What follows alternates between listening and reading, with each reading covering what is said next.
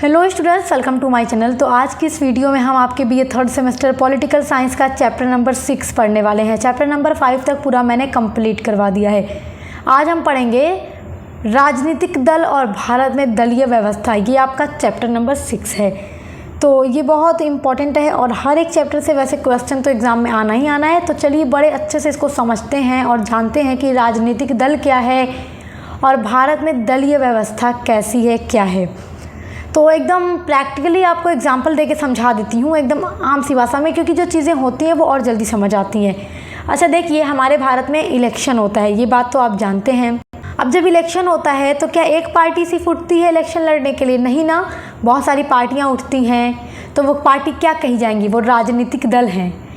जैसे कि बीजेपी यानी कि भारतीय जनता पार्टी, या फिर कांग्रेस, समाजवादी पार्टी, आम आदमी पार्टी, ये सब क्या है? ये सब राजनीतिक दल हैं और सभी के उम्मीदवार अलग अलग क्षेत्र से उठते हैं और जनता जिसे पसंद करती है, मतलब जनता को जिसे लगता है कि हाँ ये हमारे लिए अच्छा काम करेगा, तो जनता उनको विजयी बनाती है।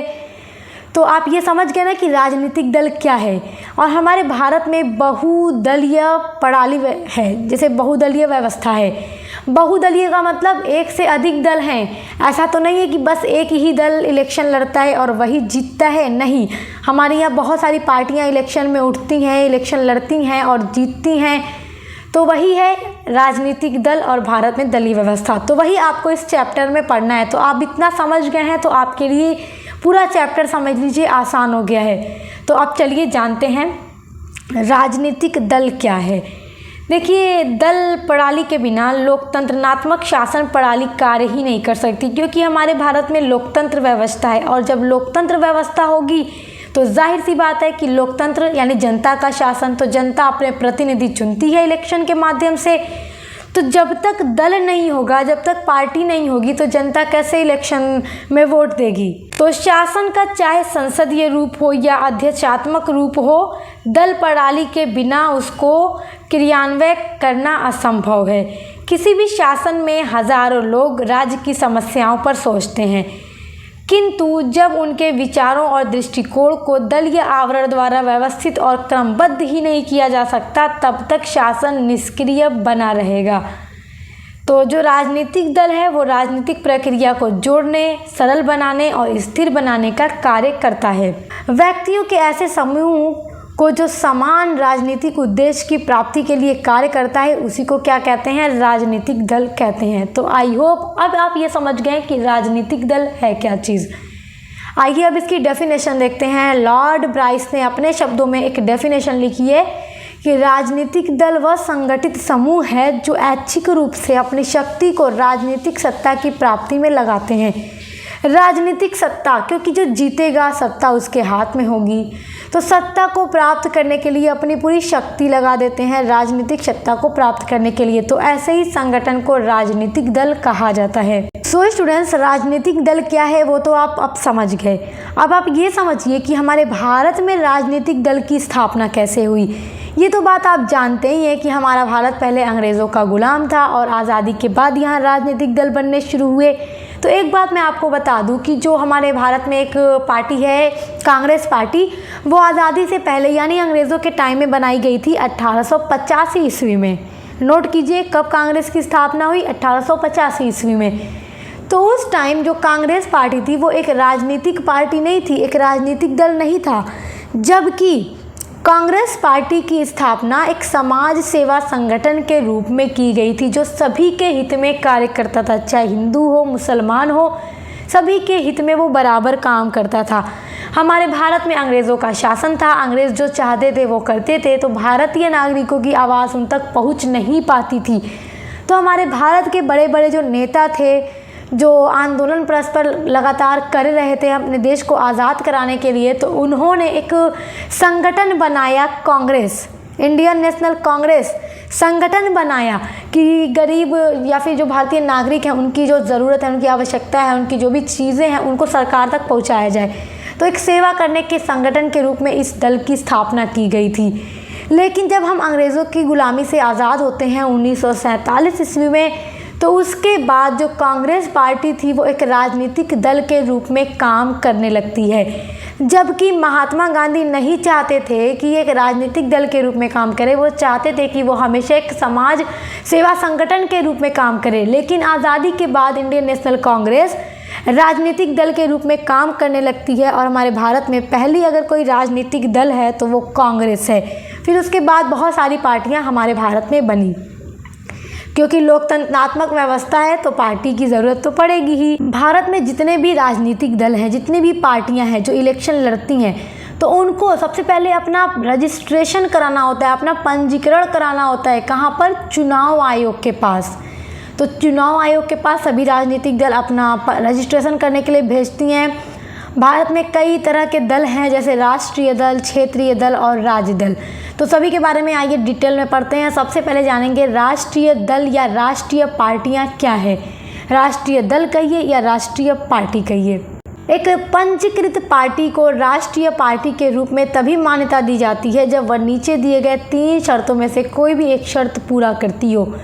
तो यहाँ पर 3 अलग अलग शर्त दी गई हैं। इन तीनों शर्तों में से अगर कोई भी एक शर्त कोई पार्टी पूरी कर लेती है तो फिर वो एक राष्ट्रीय पार्टी के रूप में जानी जाती है। तो आइए देखते हैं। पहली शर्त है जो भी पार्टी है कम से कम 3 अलग अलग राज्यों से लोकसभा में 2% सीटें जीते, यानी 11 सीटें जीतेगी, तो फिर वो क्या हो जाएगी? राष्ट्रीय पार्टी का दर्जा प्राप्त कर लेगी।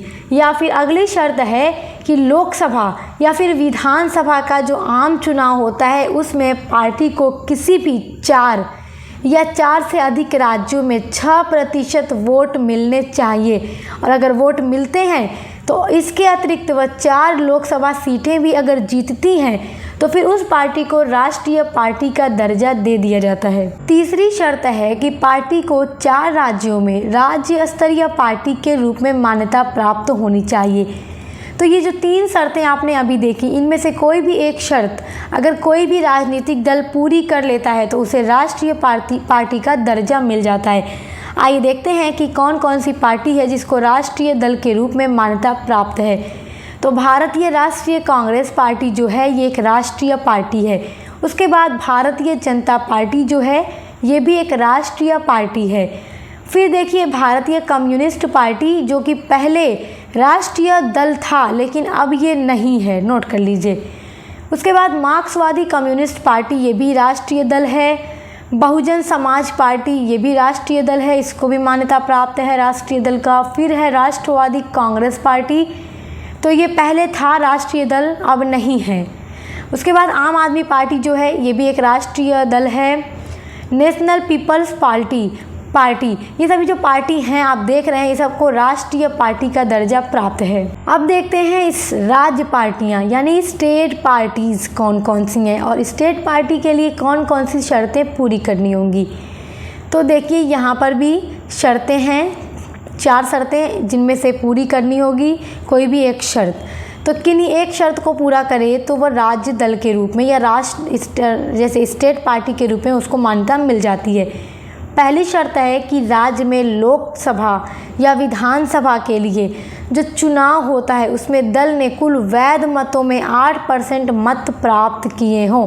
तो अगर करती है कोई पार्टी तो उसे एक राज्य पार्टी का दर्जा मिल जाता है।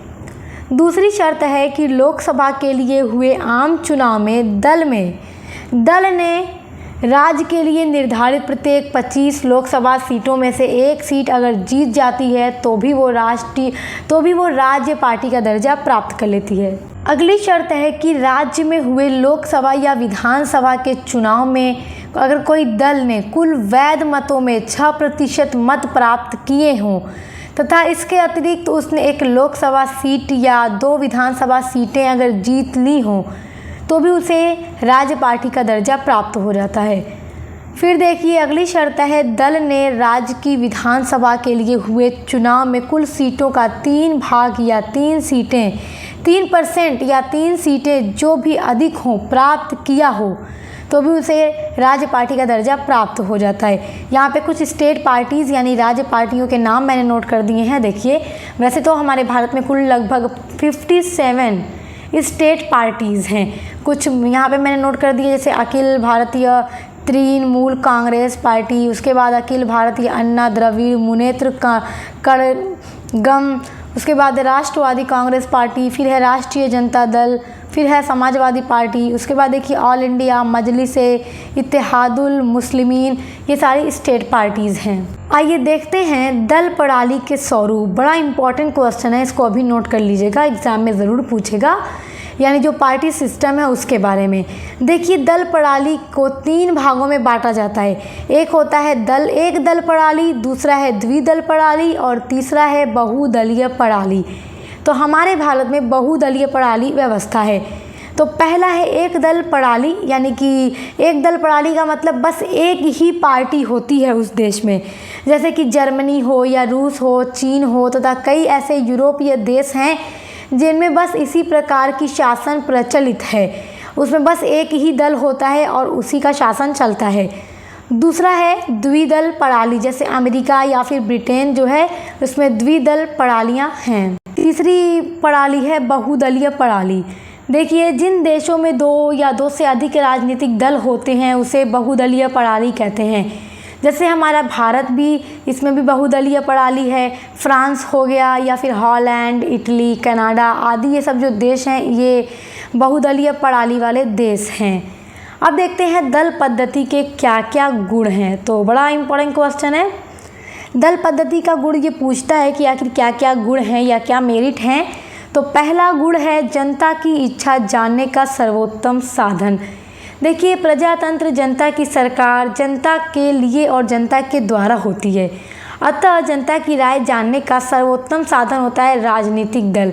राजनीतिक दल चुनाव द्वारा जनता की इच्छा जानते हैं। देखिए जब इलेक्शन होता है तो हर पार्टी जो होती है वो जनता के पास आती है, उसकी इच्छा जानती है जनता के बारे में, क्योंकि जनता ही अपना वोट देकर जिताती है। तो जनता की इच्छा जानने का सर्वोत्तम साधन होता है दल। दूसरा गुण है प्रतिनिधि सरकार को सफल बनाना। यानी देखिए एक पार्टी के तो उम्मीदवार उठते नहीं हैं, अनेकों पार्टी के उम्मीदवार उठते हैं। तो जो भी जब जनता को लगता है कि हाँ ये प्रतिनिधि हमारे हक में बेहतर करेगा, हमारे अच्छे फैसले करेगा, तो वो अपने वोट के माध्यम से उनको जिता के सरकार बना देती है। अगला गुण है जनता में राष्ट्रीय की भावना जागृत करना। देखिए राजनीतिक दल जनता के सामने प्रेम, राष्ट्रीय हित के प्रस्ताव रखकर जनता में राष्ट्रीय की भावना भी जागृत करते हैं। अगला है शासन की निरंकुशता पर रोक। देखिए विरोधी दल शासन की गतिविधियों पर बड़ी अच्छी प्रकार से ध्यान रखते हैं, उसकी कमी को जनता के सामने लाते हैं। अतः शासक दल बहुत ही सोच समझकर अपने कार्यक्रम करता है और जो भी निरंकुश शासन होता है उन पर भी रोक लगाया जा सकता है, और क्योंकि जनता जिसे चाहे उसे विजयी बनाए। तो ये सब क्या है, दल पद्धति के गुण हैं। सो आई होप आज का जो पूरा टॉपिक है राजनीतिक दल के बारे में आप बहुत अच्छे से समझ के होंगे। ऐसे ही आपके हर एक सब्जेक्ट की क्लास हमारे चैनल पे चल रही है, तो आप विजिट कीजिएगा और आपके एग्जाम में कैसा क्वेश्चन आएगा उसका पूरा मॉडल पेपर मैं अपलोड कर रही हूँ चैनल पे। और आपके पूरे एग्जाम की तैयारी हर सब्जेक्ट की कराई जाती है हमारे चैनल सक्सेस मास्टर पॉइंट पे। तो विजिट कीजिए, सब्सक्राइब कीजिए एंड शेयर करना मत भूलिएगा, ताकि हर कोई हमसे जुड़ सके और अच्छे से पढ़ाई कर सके। अब मिलते हैं नेक्स्ट वीडियो के साथ।